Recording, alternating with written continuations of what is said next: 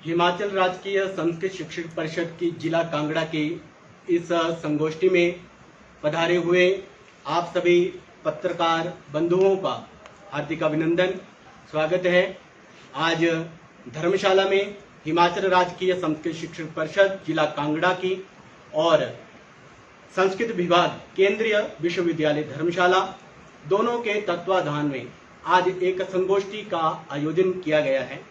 और इस संगोष्ठी का जो मुख्य उद्देश्य है वो अपने जिला में, अपने राज्य में संस्कृत की गतिविधियों को आगे आने वाले समय में हम किस रूप से बढ़ाएंगे। आगे हमारा संस्कृत सप्ताह आ रहा है, उस अवसर पर हम किस तरह से उस कार्यक्रम को उसकी योजना किस प्रकार से हम करेंगे, उस विषय पर आज चर्चा की गई है। तो मेरे साथ आप देख रहे हैं यहाँ पर प्रोफेसर बृहस्पति मिश्र जी हैं, संस्कृत विभाग के यहाँ के डीन हैं। सर आपका स्वागत है। और उसके साथ साथ यहाँ संस्कृत विभाग से हमारे साथ सर बैठे हैं, सुब्रमण्यम जी आपका स्वागत है। और हमारे साथ संस्कृत शिक्षक परिषद की जो राज्य कार्यकारिणी है उसके सदस्य हैं हमारे राजकुमार जी। और अन्य जितने भी हमारे 22 ब्लॉक हैं हमारे जिला कांगड़ा में शिक्षा खंड, उन शिक्षा खंडों के जो भी प्रतिनिधि यहाँ पर आए हैं उन सबका इस बैठक में हम स्वागत करते हैं। और अब मैं चाहूंगा कि आज की जो हमारी कार्यकारिणी की जो ये बैठक है इसमें संस्कृत के उत्थान के लिए या संस्कृत विभाग की तरफ से जो हमें सहयोग मिल पाएगा उसके विषय में सर जो है अपना संबोधन रखेंगे। जी। सर्वेभ्यः नमो नमः। आप सबको संस्कृत सप्ताह की अग्रिम शुभकामनाएं। भारत सरकार के द्वारा संस्कृत सप्ताह का आयोजन किया जाता है। यह संस्कृत सप्ताह अकेला एक ऐसा आयोजन है जो कि संस्कृत पर पूरे भारत में किया जाता है। इसका एक नियम यह है कि जो रक्षाबंधन है वह जो श्रावणी उपाकर्म कहलाता रहा है प्राचीन काल में, उससे 3 दिन पहले और 3 दिन बाद ऐसे करके संस्कृत सप्ताह मनाया जाता है। और ये यहाँ ही नहीं पूरे भारत में मनाया जाता है और सभी विद्यालयों में, सभी जगह। तो यहाँ पर जो संस्कृत शिक्षक परिषद के हमारे पदाधिकारी आज उपस्थित हैं और संस्कृत विभाग के हमारे प्राध्यापक लोग उपस्थित हैं। हमने इस संबंध में एक चिंतन गोष्ठी यहाँ पर की कि किस तरह से संस्कृत संवर्धन की क्या क्या संभावनाएं हो सकती हैं, हम किस किस क्षेत्र में संस्कृत में संवर्धन कर सकते हैं। और शिक्षक परिषद के साथ बहुत सारे शिक्षक जुड़े हैं और वो शिक्षक जुड़े हैं जो कि हमारे महाविद्यालय में, हमारे विश्वविद्यालय में आने वाले जो छात्र हैं उनके प्रारंभिक गुरुजन होते हैं। तो इसलिए हम इनका बहुत आदर कर रहे हैं और बहुत सम्मान, और हम इनको बहुत ही आग्रह की दृष्टि से देखते हैं कि आप जैसा भी हमें अच्छे से अच्छा जो है छात्र निर्माण करके भेजते हैं, हम उनके अंदर और चमक दमक डाल करके और समाज में प्रेषित करते हैं। इसलिए यहाँ पर ये पहली बार एक चिंतन गोष्ठी का आरंभ है कि किस प्रकार से हम संस्कृत क्षेत्र में मिल करके आगे बढ़ सकते हैं।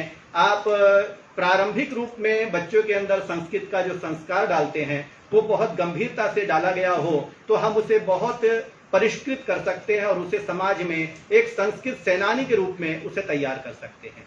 इस तरह की आज एक गोष्ठी रही।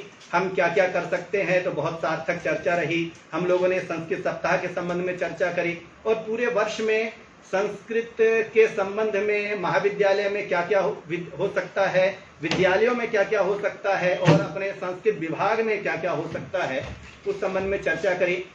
हमारे जिला के जो परिषद है संस्कृत शिक्षक परिषद, उसके अध्यक्ष अमन जी यहाँ पर उपस्थित हैं। बहुत सार्थक चर्चा रही। अन्य भी 5 खंडों से यहाँ पर पदाधिकारी उपस्थित हैं। उन लोगों ने भी हम लोग के साथ मिलकर के काम करने का एक संकल्प लिया कि हम कर सकते हैं काम।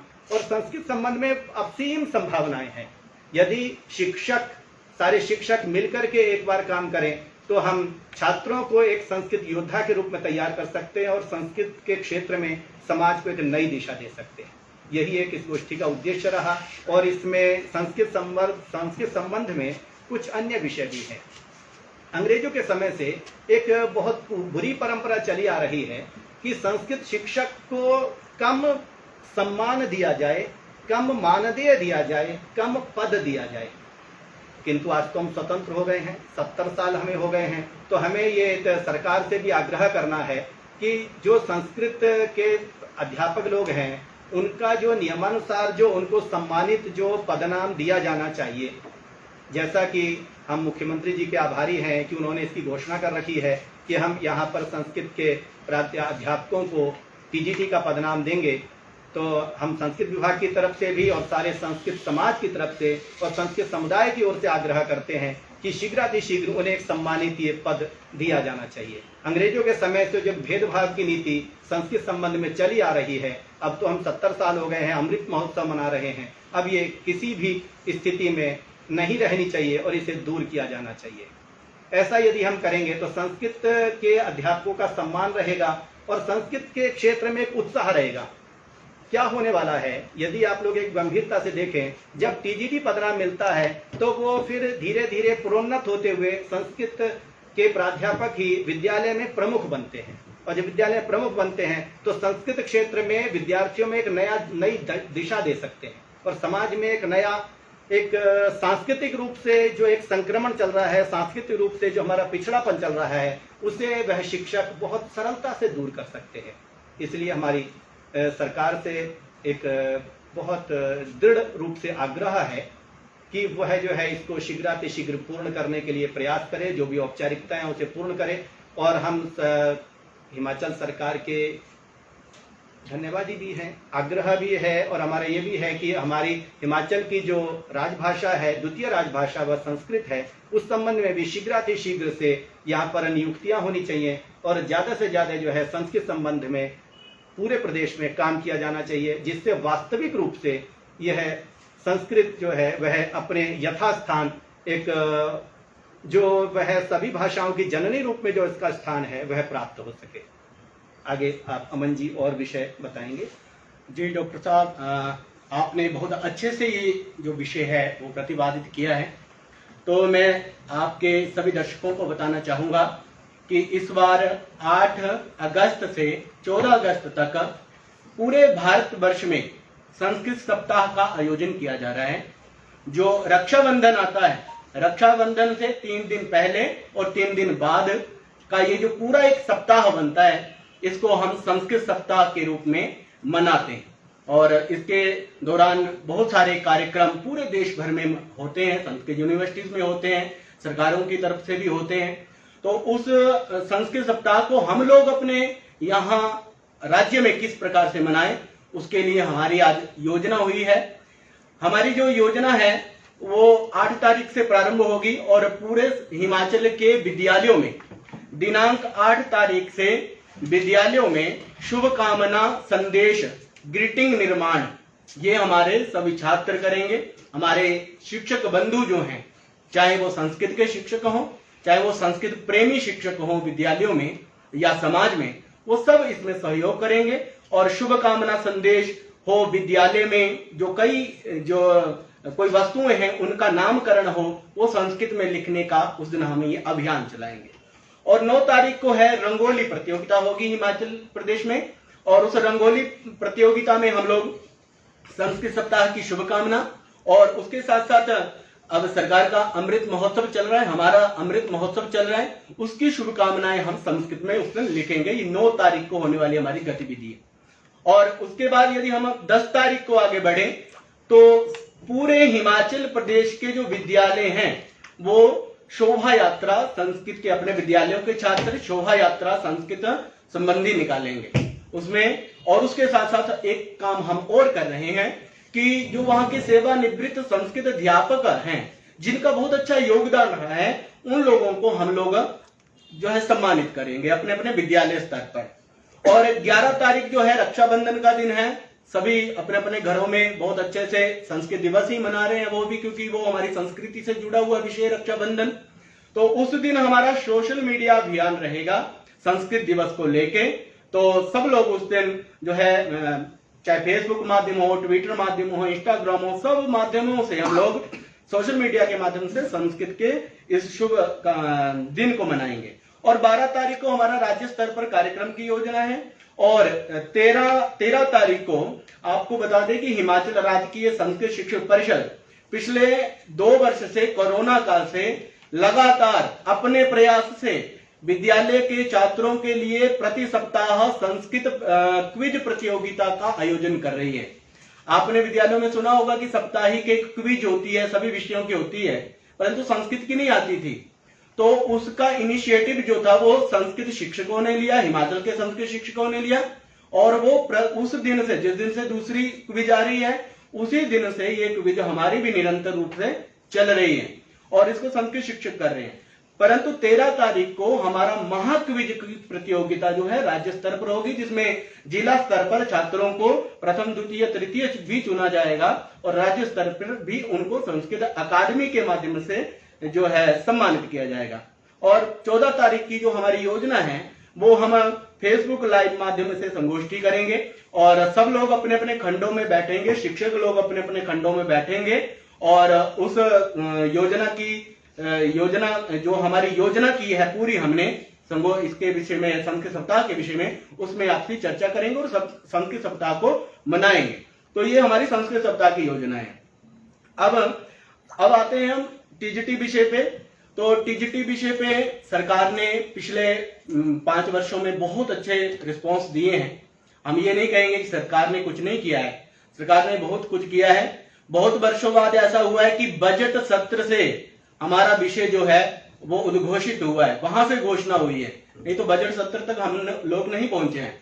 और उससे भी आगे सरकार जब बढ़ी तो सरकार ने जो है कैबिनेट में भी उसको मंजूर किया है और वहां से भी हमें स्वीकृति मिल गई है। अब जो हमारा पेज है वो कहां फंसा है, वो पेज है वो अधिसूचना नहीं हो रही है और जिसके कारण मुझे लगता है कि पूरे हिमाचल में जब हम अपने लोगों से बात करते हैं, संस्कृत शिक्षकों से बात करते हैं, तो लोगों के मन में बड़ा रोष है इस बात को लेकर। लोगों का कहना है कि हाथी तो निकल गया परंतु पूंछ अब फंस गई है और ऐसा लगता है कि बार पूंछ भी बड़ी भयंकर पड़ जाती है।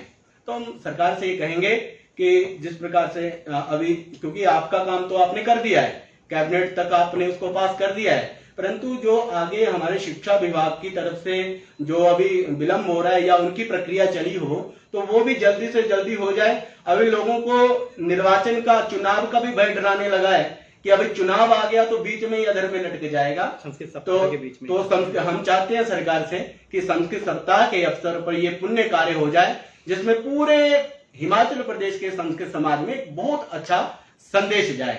और उसके साथ साथ हमारा इस बार 15 अगस्त भी है और सरकार चाहे तो उस दिन भी इस कार्य को परिणति तक पहुंचा सकती है। तो इसमें इससे बड़ा और हम शिक्षकों के लिए स्वतंत्रता और क्या होगी, जिन्हें हिंदी शिक्षकों ने, जिन संस्कृत शिक्षकों ने आज तक जो है वो नीचता का ही स्तर देखा है। क्या हम लोग जो है वो जो अन्य विषयों के शिक्षक जो लाभ प्रदान प्राप्त करते हैं वो हम नहीं कर सकते हैं? हम हर तरह की योग्यता रखते हैं। हमारे बहुत सारे बंधु ऐसे हैं जो आज पीएचडी हैं, परंतु उनकी पीएचडी का कोई फायदा ही नहीं है, मैं समझता हूं, क्योंकि हमारे लिए कोई प्रमोशन चैनल ही नहीं है।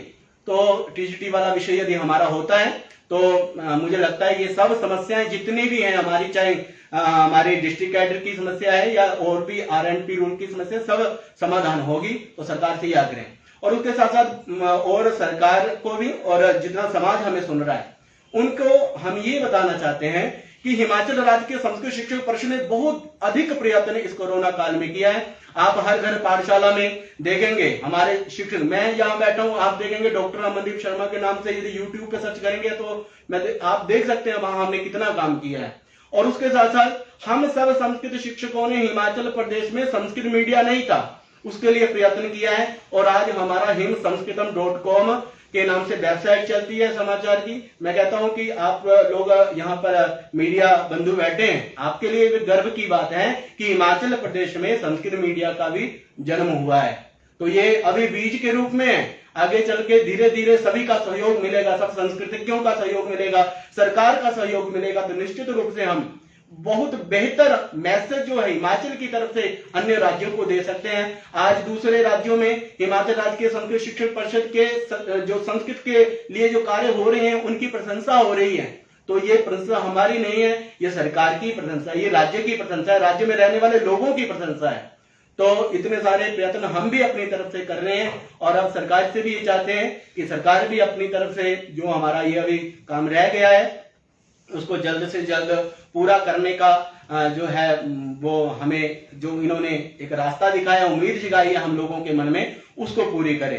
तो इन सब विषयों के साथ जो हमारी आज की जो ये संगोष्ठी थी, यही चर्चा में सारे विषय आज आए और मीडिया के माध्यम से पूरा समाज, जितना भी समाज आज हमें देख रहा है, चाहे हिंदी समाज है, हम सबसे कहेंगे कि हिमाचल की द्वितीय राजभाषा जो है वो संस्कृत है। ये सब हिमाचलियों के लिए बड़े गौरव की बात है और इसके ऊपर हम संस्कृति प्रधान राज्य हैं और उस संस्कृति प्रधान राज्य की भाषा संस्कृत है और हम तो प्रतिदिन संस्कृत में जीते हैं। तो आप भी संस्कृत सप्ताह के अवसर पर पूरे जोर से, आप गर्व से इस संस्कृत सप्ताह को मनाएं। इसी के साथ जयतु संस्कृतम जयतु भारतम।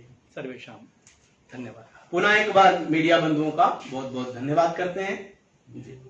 सर, जो इस संस्कृत सप्ताह पे जो कार्यक्रम होंगे, जो प्रतिस्पर्धाएं होंगी जी, ये क्या ओपन लेवल पर होगी या फिर सिर्फ और सिर्फ विश्वविद्यालय के जो छात्र हैं? ये जो है प्रतियोगिता, इसको हम प्रतिस्पर्धा का नाम नहीं दे रहे हैं। केवल एक प्रतियोगिता जो हमारी महाक्विज की प्रतियोगिता है, उसको हम प्रतियोगिता का नाम दे रहे हैं। बाकी की जितनी भी एक्टिविटीज हैं, ये सारी ये एक्टिविटीज विद्यालय स्तर पर हों, उसका हमारा उद्देश्य क्या है कि यदि तो हम करवाते हैं प्रतियोगिता, तो उसमें क्या होता है कि कुछ एक छात्र ही भाग ले पाते हैं, परंतु यदि हम एक्टिविटी के रूप में इसको लेके जाते हैं तो मुझे लगता है या हमें लगता है कि हर एक विद्यालय का छात्र, उसके साथ वहां के शिक्षक और पूरा विद्यालय उसमें संलग्न हो जाता है।